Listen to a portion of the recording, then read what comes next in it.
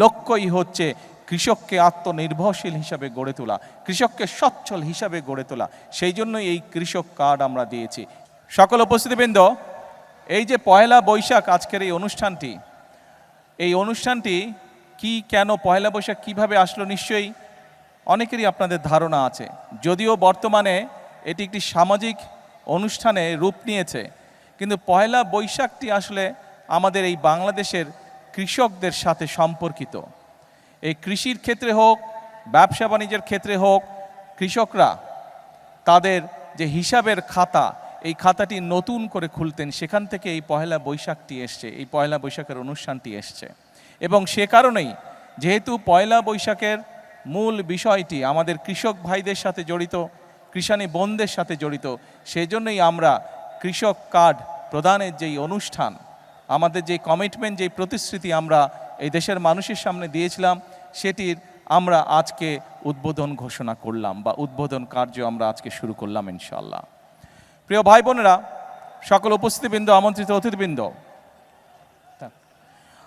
অতিথিবৃন্দ, আপনারা এর মধ্যেই জেনেছেন এখানে অনেক গরম, আজকে খুব রোদ, গতকাল বৃষ্টি হচ্ছে, সব কিছু মিলে অনেক গরম এই শামিয়ানের নিচে। আমি সংক্ষেপ রাখবো আমার বক্তব্য, যাদের কষ্ট হচ্ছে ইনশাল্লাহ আপনাদের তাড়াতাড়ি আমরা মুক্তি দিয়ে দিব এই অনুষ্ঠান থেকে। আপনারা এর মধ্যেই জেনেছেন যে আমরা, যদিও অনুষ্ঠানের যে ঘোষক উনি 9টি উপজেলার কথা বলেছেন, বাট আমার কাছে যে কাগজটি আছে এবং আমি যতটুকু জানি, মোট 11টি উপজেলায় পাইলট প্রজেক্ট হিসেবে আমাদের কৃষক কার্ড প্রদানের অনুষ্ঠানটি হচ্ছে। প্রায় 22,000 কৃষককে আমরা প্রথম পর্যায়ে এই কৃষক কার্ডের সুবিধা আমরা তাদের কাছে পৌঁছে দিতে চাচ্ছি। প্রিয় ভাই বোনেরা, সকল উপস্থিতিবৃন্দ, আমাদের লক্ষ্য হচ্ছে এই দেশের শতকরা 40% মানুষ কৃষির সাথে জড়িত।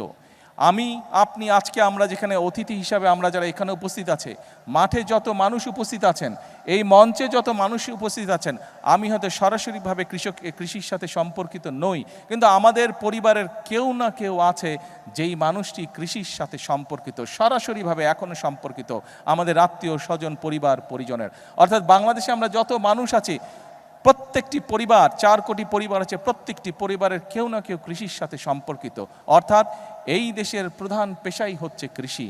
আমি ব্যক্তিগতভাবে বিশ্বাস করি, বাংলাদেশ জাতীয়তাবাদী দল বিশ্বাস করে, বর্তমান বাংলাদেশের মানুষের ভোটে নির্বাচিত বিএনপি সরকার বিশ্বাস করে যে এই দেশের কৃষক যদি সচ্ছল থাকে, এই দেশের কৃষক যদি বেঁচে থাকে, এই দেশের কৃষক যদি ভালো থাকে, তাহলে সমগ্র বাংলাদেশ ভালো থাকতে পারবে, সমগ্র বাংলাদেশের মানুষ ভালো থাকতে পারবে। এবং উপস্থিতবৃন্দ, আপনাদের ভোটে নির্বাচিত বর্তমান সরকারের লক্ষ্যই হচ্ছে কৃষককে আত্মনির্ভরশীল হিসাবে গড়ে তোলা, কৃষককে সচ্ছল হিসাবে গড়ে তোলা।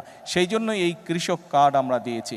এরই ভিতরে আপনারা নিশ্চয়ই অবগত হয়েছেন যে এই কৃষক কার্ডের মাধ্যমে আমরা কৃষকের কাছে চেষ্টা করব ইনশাআল্লাহ সরাসরি 10টি সুবিধা পৌঁছে দিতে, যেই 10টি সুবিধার মাধ্যমে কৃষক তার অবস্থান অনেক ক্ষেত্রেই পরিবর্তন করতে সক্ষম হবে। একটু আগে আমি আমার বক্তব্যে বলেছি যে শহীদ রাষ্ট্রপতি জিয়া রহমানের সময় সমগ্র বাংলাদেশে খাল খননের মাধ্যমে কৃষককে সেচের সুবিধার আওতায় নিয়ে আসা হয়েছিল।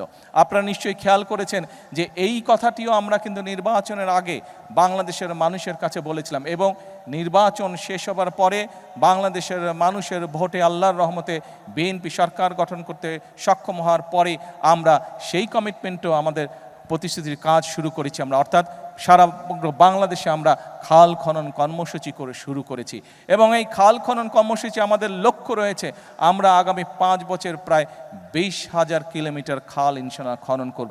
দেশের ভিতরে অনেক জায়গা আছে যেখানকার কৃষকরা এমনকি বর্ষার সময় পর্যন্ত পানির কষ্ট তাদেরকে ভোগ করতে হয়। আমরা এই খাল খননের মাধ্যমে কৃষক ভাইদের কাছে, কৃষানী বোনদের কাছে আমরা সেই পানির সমস্যার সমাধান করতে চাই, পানি আমরা পৌঁছে দিতে চাই সঠিকভাবে তার কৃষি জমির জন্য। শুধু তাই নয়, এই খাল খনন করার মাধ্যমে আমাদের লক্ষ্য উদ্দেশ্য হচ্ছে বন্যার সময় যে অতিরিক্ত বর্ষণ হোক বা হঠাৎ করে যে পানি চলে আসে সীমান্তের ওপার থেকে, এই সমস্যাগুলোকে যাতে আমরা ম্যানেজ করতে পারি, সেই পানিগুলোকে যাতে আমরা পরবর্তী সময়ের জন্য ধরে রাখতে পারি, সেই জন্য খাল খনন আমাদের একটি লক্ষ্য।